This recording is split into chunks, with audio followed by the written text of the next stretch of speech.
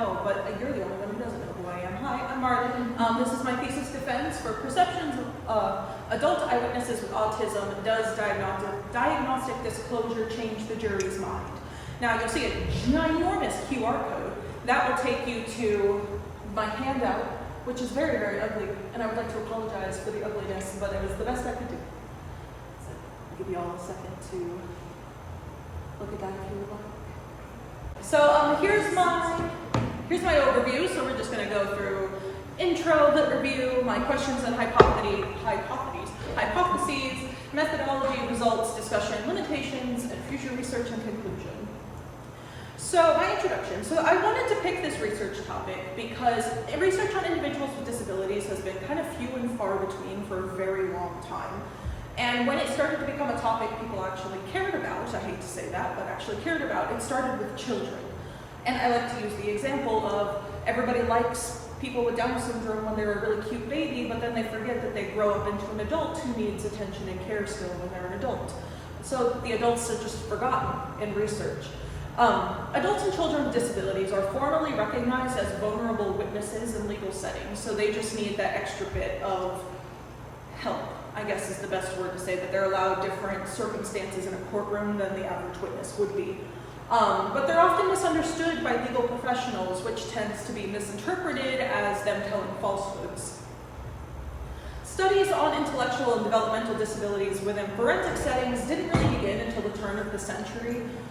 Even though the first studies that mentioned autism were in 1943 by Kanner.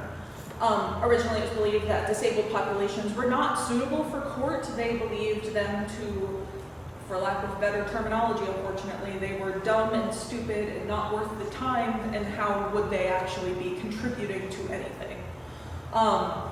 And while some research does suggest that this opinion has changed over time, the generalizability of those findings that they have are just not concrete enough to be completely trustworthy. My empirical questions here. So this is what I was kind of looking at is, overall I wanted to see, is there a bias against adults with autism in criminal justice settings? Does gender affect perception of an eyewitness's testimony, specifically an adult with autism? Does self-reported familiarity with disabilities affect the perception of somebody's eyewitness testimony? And does the presence of the autism diagnosis itself change the perception of that eyewitness's testimony? Now, bear with me for my hypotheses. I had two dependent variables. The first one was credibility. As you can see here, we will talk a little more about my research design in just a second. So I had 6 in total for credibility, 6 in total for believability, but the only ones we're going to pay attention to for today is that one and that one. So, my methodology. I had 101 participants collected from a small private Midwestern university that shall not be named, and the surrounding areas. Each participant was given the standardized IRB consent form, which pretty much almost every single person in here has seen at one point or another. Participants completed the questionnaire in the presence of the researcher and had been allowed to ask questions as long as their question wouldn't bias the answers or anything like that.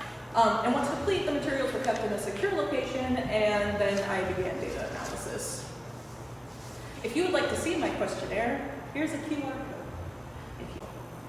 So here's my research design. I did a 2x2x3 mixed factorial design. The word design did not make it onto this copy apparently. Sorry about that. I had repeated and non-repeated measures and between and within subjects design. Hence why the hypotheses I circled were the within subjects hypotheses that we will talk about here in just a second.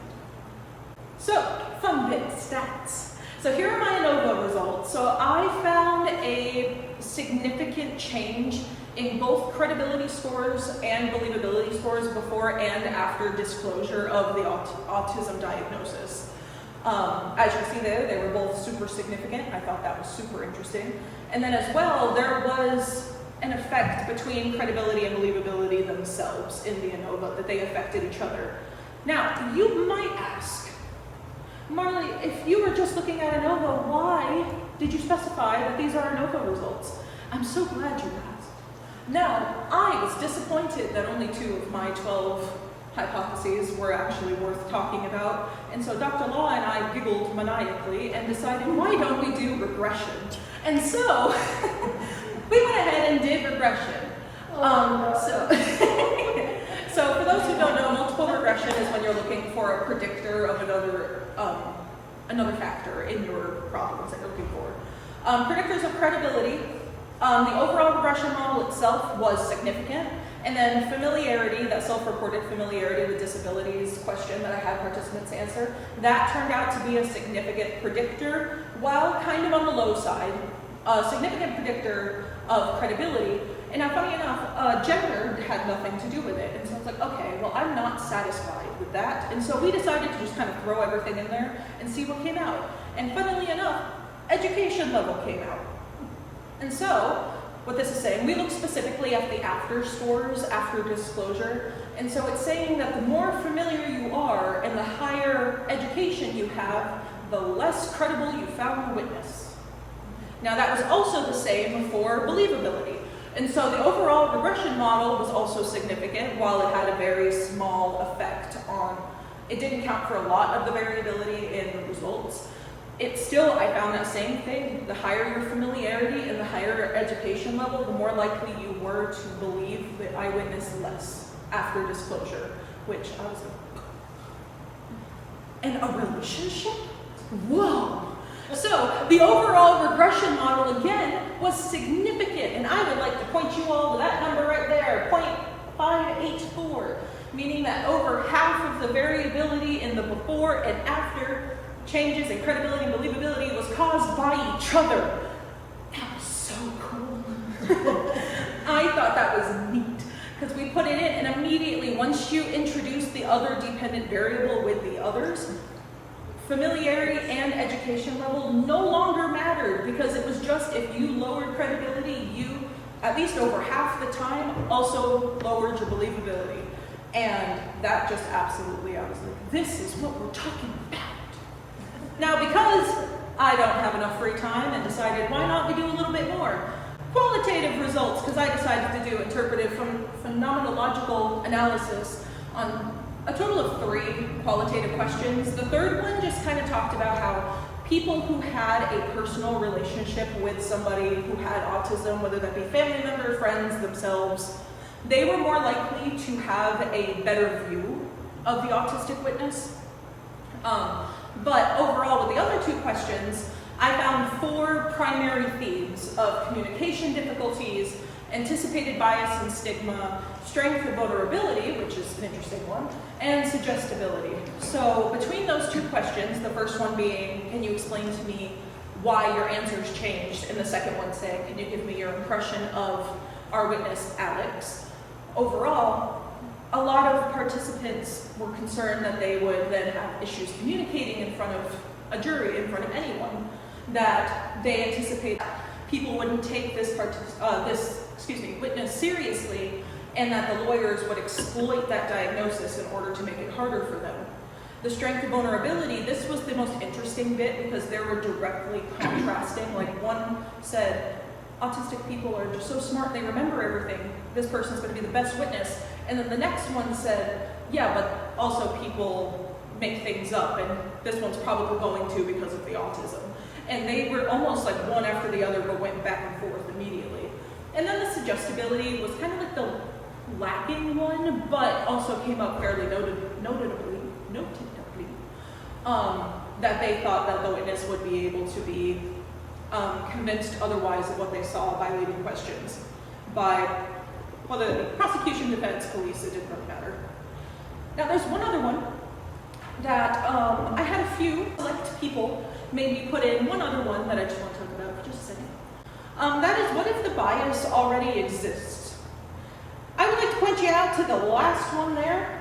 Participant number 83, a lovely guy, said autistic people are stupid in response to why did your answers change between before and after. That was all he wrote, and then he underlined it, and that was it. He did not answer the next question because he just kind of pointed an arrow up at the top. And I thought that one was just absolutely astounding, but then it also made me ask the question, how many of these other people who are saying other people aren't going to take them seriously were actually projecting their own feelings onto other people? Discussion. So a lot of participants labeled Alex as less credible and less believable after diagnostic disclosure, which is unfortunately what I was looking for. And so it's like the, yay, I was right, but also, man, that sucks that this autistic witness was deemed not as credible or believable. A change in ratings occurred despite no change in testimony content. Every single person who got this got the same exact testimony before and after. Every single thing was the same between people. Credibility itself strongly predicted believability. I found that just incredibly insightful, that once your mind was made up about one, it just kind of, you didn't have a chance for the other one. And then contradictory views on what autistic witnesses can bring to the courtroom. Some people immediately read the words autism and immediately dropped down by 2 points. It just happened without a doubt. And sometimes I would really want to be in the head of some of the people who took this and ask them more specifically what happened in that moment when you read autism spectrum disorder. Limitations, I got some. Uneven sample. Unfortunately, my sample did have 70 women and 30 men, and I acknowledge that is not great. Hence why gender probably did nothing, was because of the complete unevenness of everything. A written testimony, I had everything written out. I do understand that with autism and the social heuristics of what people are supposed to act like in a courtroom is very hard if you're not seeing them acting that way. So you're not going to see any stimming or mannerisms from someone through reading unless you've seen it already and you can kind of use that stereotypical response. The quality of the sample, I had a lot of very negative views from a lot of people, and I do know that I took all of my samples from one very small area, that it doesn't necessarily surprise me all too much about the answers given from the unnamed university that I may or may not have collected samples from. So that is something I would like to hopefully change in the future. Not gonna lie, there was a pretty significant typo in it where, so I had a Likert scale, and the first question just asked straight up, do you think this witness is credible? And 1 was less credible, 7 was more credible, and apparently the one that got printed out and sent to everybody said less credible and more credible for every single question, even the ones that were not talking about credibility. And so I did have people ask me questions about what does that mean? And then I realized about 20 participants in that it was there, and I was like, well, I'm just gonna go with it and acknowledge that I messed up. And then one that I really thought about while I was doing my qualitative work was an unintentional gender bias. So as I wanted to point out on my materials form, on my questionnaire, Alex is never referred to with pronouns other than they, them. I just wanted to try and eliminate the gender as a reason why people believe, not believe, credible, whatever. If you saw from the quotes that I took, almost all of them said he. He is not a good witness, he won't be believed. I believe out of 101, I had 2 people refer to Alex as she, and 1 person referred to them as they. And immediately I was like, oh, I picked a too masculine name, apparently, for a lot of, because in my mind, I went, you know what, I know a lot of Alexes that are women. I know a lot of Alexes who are men. This is a good one for this. And maybe that was just something that using a different name could be comparable in the future to then just see how much of an effect that had. Last slide here, future research and conclusions. Yes, there are a lot of disabilities that need to be researched this way besides autism. This was chosen as a forefront for this because it's one of the most well-known disabilities within, I feel like every single person knows someone who has or has watched a TV show, has heard of the word autism, they know at least something about it. I believe video or live testimony would be really good to use in the future should this be replicated. So that way you're seeing the mannerisms and you can compare them against what people would typically expect from courtroom behavior, and you can hear the cadence of voice and everything. I would love to examine and compare effects across different witness types and case contexts, again using different disabilities, men, women, again trying that non-binary tone to try and make it genderless to see if that's really having an effect. But also looking if this witness, for example, mine was a murder, if somebody witnesses a purse snatching and they have autism, does that change then how people believe them versus witnessing a gruesome murder? A comparison between adults and adolescents. I put adolescents and not children because I believe that there is a big enough jump in developmental biology between any children with any type of disability to then getting to adolescents and adults, that even the adults who might have the neurological capabilities of a 6-year-old, they're still not a 6-year-old and they need to be studied differently from children.